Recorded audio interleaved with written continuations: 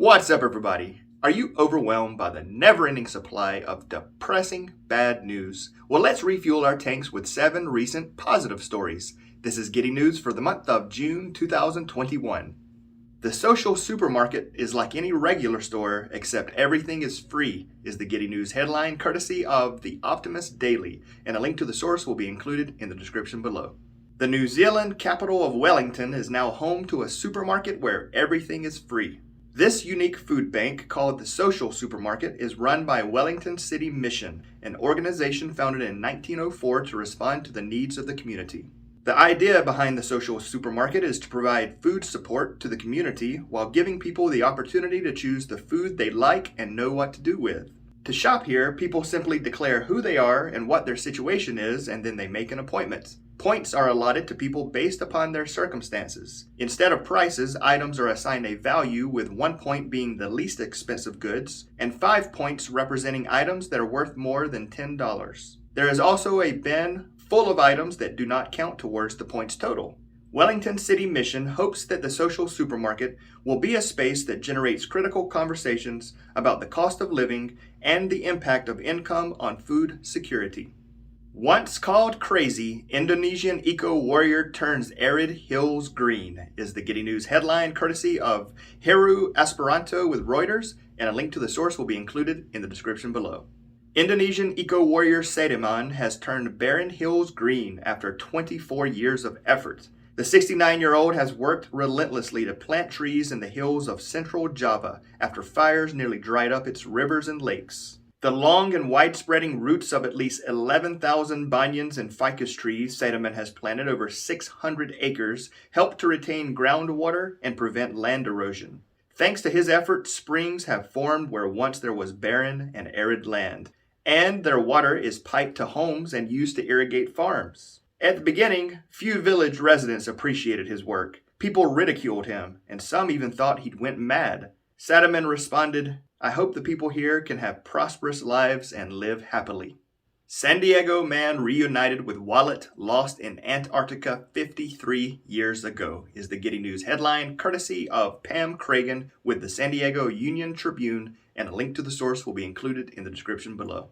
In October of 1967, Navy meteorologist Paul Grisham shipped out to Antarctica, where he worked as a weather forecaster for a science station on Ross Island. 13 months later, he returned to his family in sunny California, but without his wallet. Recently, the 91-year-old Grisham was reunited with his long-lost billfold, which was found behind a locker during the demolition of a building at McMurdo Station, the southernmost town on Earth.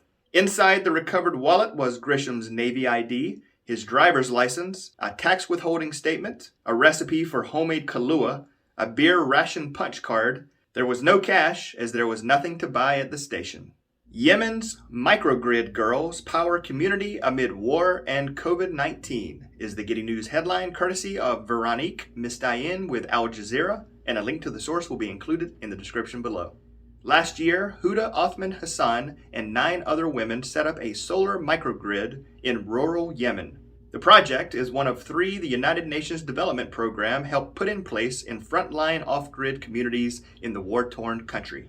Now, the solar microgrid provides the community with cheaper, clean, and renewable energy, while also tackling another major issue in this part of Yemen, helping women earn a stable income and gain new professional skills. Iman Al-Hamli, director of the station, said, "At first they made fun of us, that we want to do men's work, but now our community is respecting us as we are business owners. Now they want their women to participate and succeed like the microgrid girls."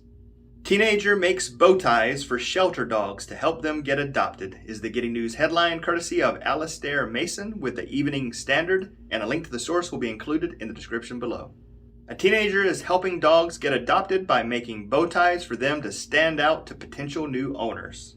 14-year-old Darius Brown started producing the dogwear in 2017 in the wake of Hurricane Irma, when he discovered many dogs and cats from Florida and Puerto Rico had been transported to shelters close to his home in Newark, New Jersey.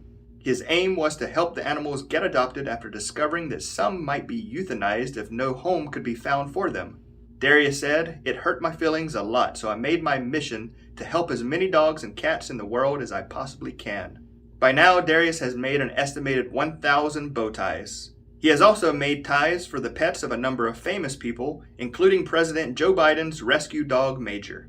Scientists develop laser system to remove cancers without damaging healthy tissue, is the Getty News headline courtesy of Lucia Binding with Sky News, and a link to the source will be included in the description below. A new laser system may revolutionize the treatment of cancers and help surgeons remove them without damaging healthy tissue. Experts at Heriot-Watt University are working on the system based around ultra-fast picosecond lasers that deliver energy in a series of pulses 1/1,000,000th of a second long. Professor Jonathan Shepard, who is leading the project, said the system has proven successful on colorectal cancers in the lab. He stated, "We proved in the lab that our laser system can remove cancer cells in a way that restricts damage to the surrounding healthy cells." Professor Shepard explained this happens because the laser pulses are so short and there is no time for heat to burn the surrounding tissue, which is what happens with current surgical tools. The scientists will also focus on developing a flexible, optical fiber-based system that can target and remove cancer cells 2 orders of magnitude smaller than the current technology. Nearly half of Pennsylvania government electricity to come from solar power by 2023 is the Getty News headline courtesy of Don Hopi with the Post-Gazette, and a link to the source will be included in the description below. Governor Tom Wolf of Pennsylvania announced a new clean energy initiative that will build 7 new solar arrays, enough to supply about half of state government electricity. The solar arrays are part of the governor's Green Gov initiative, Pennsylvania Pulse, which stands for Project to Utilize Light and Solar Energy. The project will create 400+ jobs and bring long-term economic benefits through increased tax revenues to communities where they are located. The governor said, "As we continue to diversify our grid with clean, renewable sources of energy, we want to maintain Pennsylvania's leadership position and bring the associated economic, health, and environmental benefits to all Pennsylvanians." All right, that's it. I would love to hear what you think about this edition of Getty News. And if you have a positive news story that you'd like for me to share, please include a link in the comments below. And until next time, take care of yourself, and thanks for watching.